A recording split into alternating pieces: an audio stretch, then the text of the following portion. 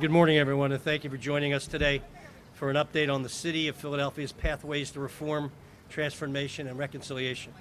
We're here because this month marks 1 year since the City of Philadelphia established the Pathways Committee in response to weeks-long community activism and civil unrest. Pathways became a citywide effort to advance public safety and racial equity and enact a long-lasting reform agenda.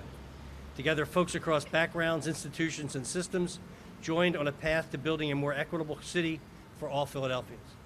We are in a defining moment in our city's history, unprecedented in many of our lifetimes.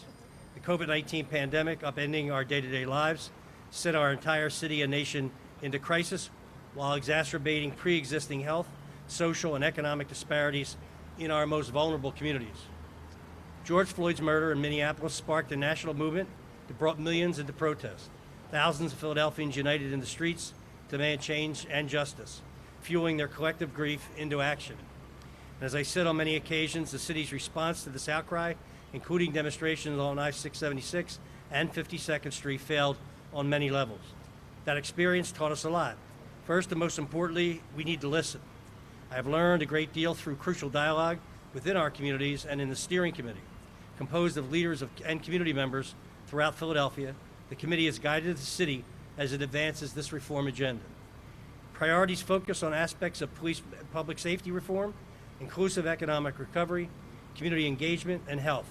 And these efforts are meant to combat the far-reaching effects of systemic inequalities that pervasively impact our communities.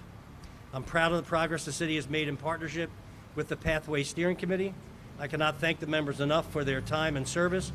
Through these efforts, we have taken dozens of steps towards improving public safety, investing millions of dollars into marginalized communities, and implemented multiple programs and initiatives to advance health equity and build relationships in our neighborhoods.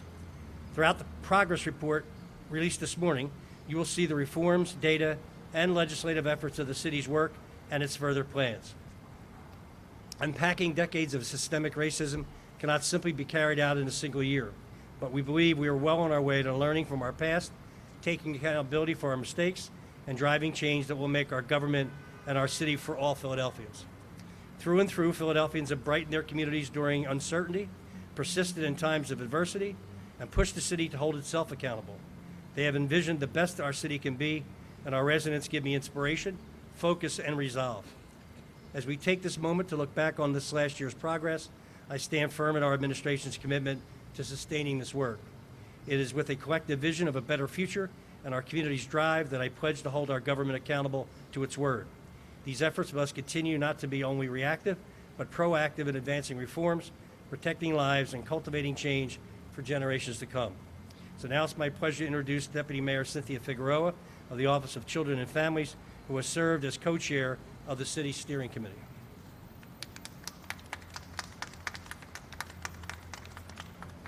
Good morning and thank you all. Thank you, Mayor Kenney, for commencing this one-year update of our continued work. As the co-chair of the steering committee, I, with my fellow co-chairs Diana Cortez, Michael Rashid, and Nefertiri Seekout, I'm honored to see this important work move towards a more equitable future for all Philadelphians. Today, we reflect on 1 year's worth of work in the city's pathways, reform, transformation, and reconciliation. The committee is comprised of 48 members, made up of a diverse group. The committee first met on June 5th, 2020, and we've met 21 times in 12 months. We established key priorities to lead this work: police reform, inclusive economy, community engagement, reconciliation, and health. We built a trusted table in order to move this work forward. The committee and this work were formed in the height of necessary civil unrest catalyzed by the murder of George Floyd. We knew the city needed a shared path forward. In addition to the painful challenges of our city's history, COVID-19 uprooted our daily lives and faced us with worsened health and social and economic outcomes for our Black and Brown communities. Over the last year, the steering committee's collective efforts have guided the city in making meaningful reforms. The city's Pathway Initiative has sustained measures to decrease harm in police encounters, reduce COVID-19 racial disparities, rebuild small businesses, and increase long-term equitable investments in our community. You'll hear shortly from Commissioner Outlaw regarding police reform efforts. The committee itself was spearheaded by key community engagement efforts. We also reviewed the city's holidays and landmarks and monuments. On January 27, 2021, Mayor Kenney signed an Executive Order 2-21, which made 2 changes in the list of city holidays. The city will once again recognize Juneteenth, June 19th, this Saturday, as a holiday. For the first time, the city holiday celebrated on the second Monday of October will also be recognized as Indigenous People Day rather than Columbus Day. In addition, the city continues to reevaluate its landmark monuments and the process. The committee began on this effort with the removal of the Frank Rizzo statue in front of the Municipal Services Building, where now the Mural Arts Crown mural stands. The landmarks review continues and will set criteria for a process to rename or change any landmarks that do not meet inclusiveness, respect, or diversity. In addition, our inclusive economy has made a number of impacts reflected in our report, and the department has been engaged in a number of efforts, including $27 million in COVID relief funds that were awarded to 63% minority-owned business. These continued investments and further enhancements are part of our upcoming year. The Department of Public Health also implemented its Corona Interim Racial Equity Plan under the direction of Acting Health Commissioner Cheryl Bettigold. The Health Department supported the expansion of COVID-19 testing sites throughout the entire city, 93 in total. Over $12 million were paid to an open RFP process to 16 community testing centers. It's worked to vaccinate over 600,000 people, with almost over 200,000 receiving their first dose, in addition to the 600,000. It's wonderful to have us gathered here to recognize this work. It's been a long start of a necessary conversation. We look forward to this work ahead, and we thank the committee members for the tremendous support. I now pass it over to Commissioner Outlaw. Good morning. Good morning. We're outside with no masks, some of us. Right? Thank you. Thank you for joining us here today. As a police department, we have been committed to working on lasting reforms both before and after the events of last spring. I often say that 2020 was a year of perfect vision or perfect hindsight for many, and we are committed to moving forward in a meaningful and productive way. Along with city, state, and community stakeholders, we've been working nonstop to improve what we do as police to keep our communities safe and to prove that we are committed to a higher standard. In June of last year, if you recall, myself and Mayor Kenney committed together to make necessary reforms to policing and accepted President Obama's Reimagining Policing pledge by reviewing our use of force policies in the city. We didn't just do that, though. We took it a step further.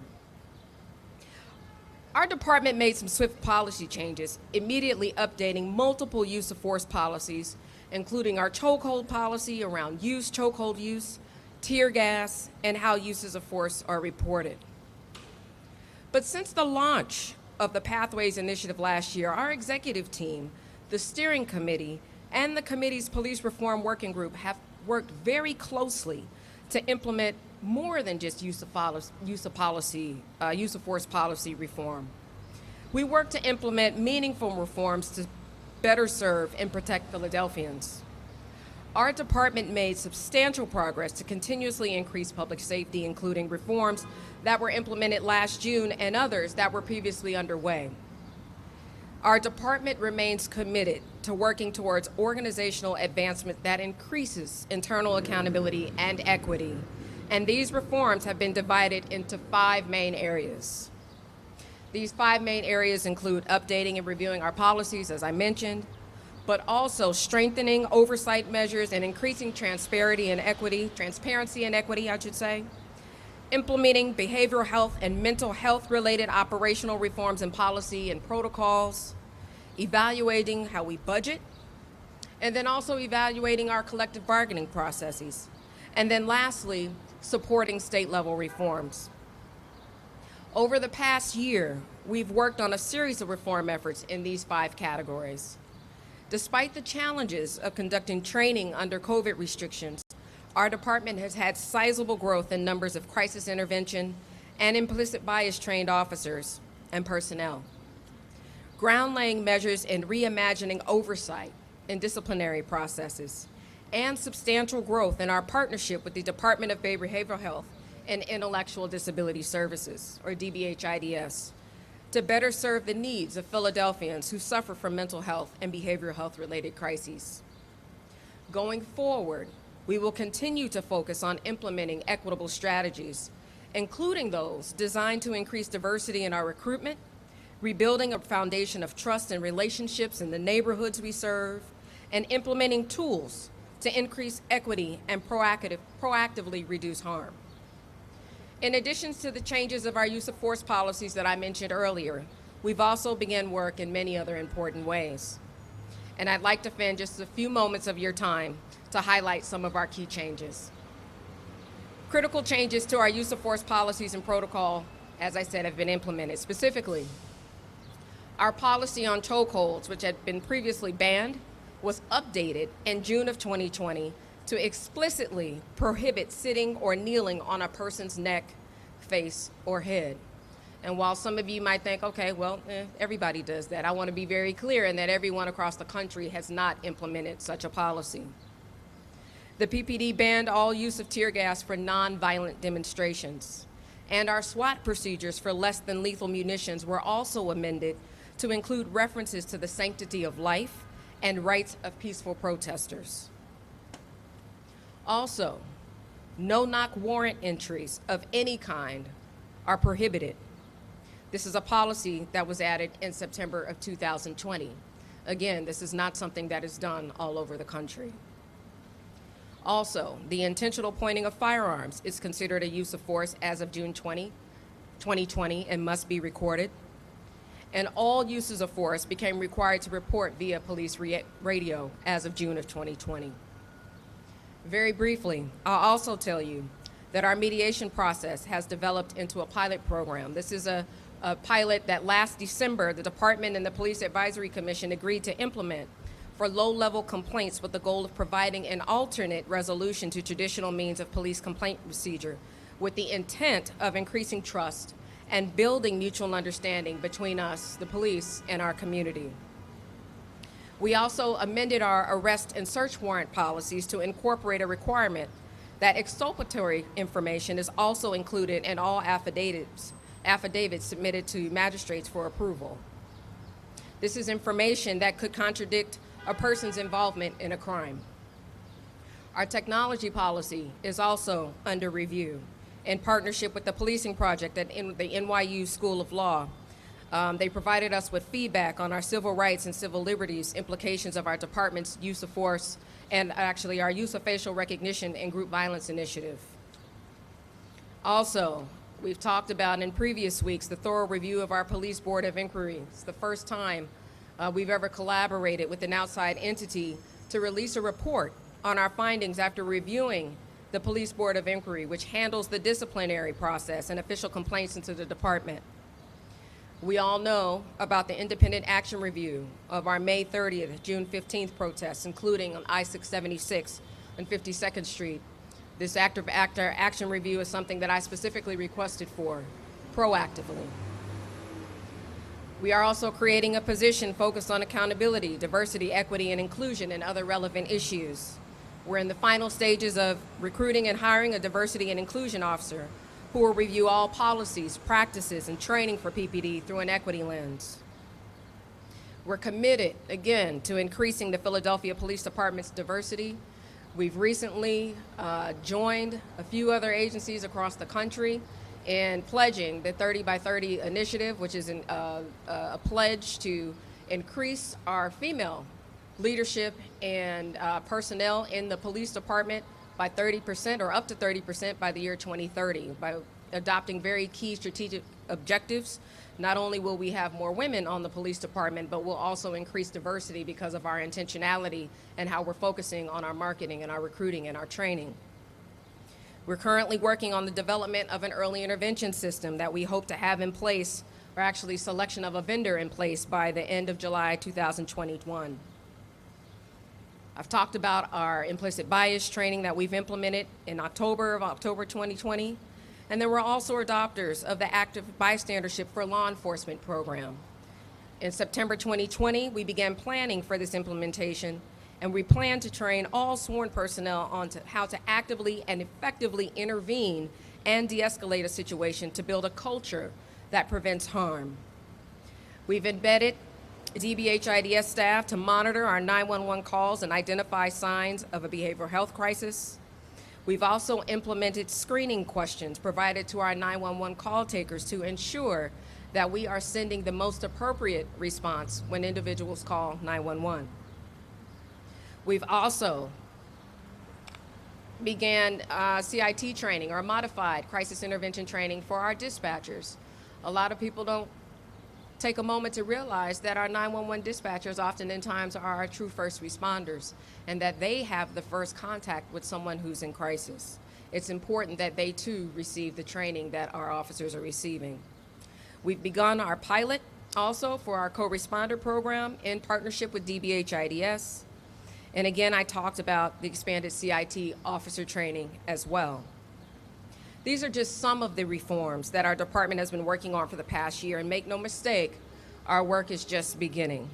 But for additional details, please visit the City of Philadelphia website, phila.gov. Do a search under Philadelphia Reforms, and you'll find more details of what we've done there. As I've stated, since my appointment as commissioner here in Philadelphia, we are a learning organization. And as such, we are dedicated to creating and acquiring and modifying behaviors to reflect best practices in policing. It's really often difficult to take a look in the mirror and see areas that need improvement, quite frankly. But to that end, I wish to thank the members of the department, not just those who are standing behind me, but all throughout our department, who provided honest and candid feedback, along with their support as we've worked to implement these changes.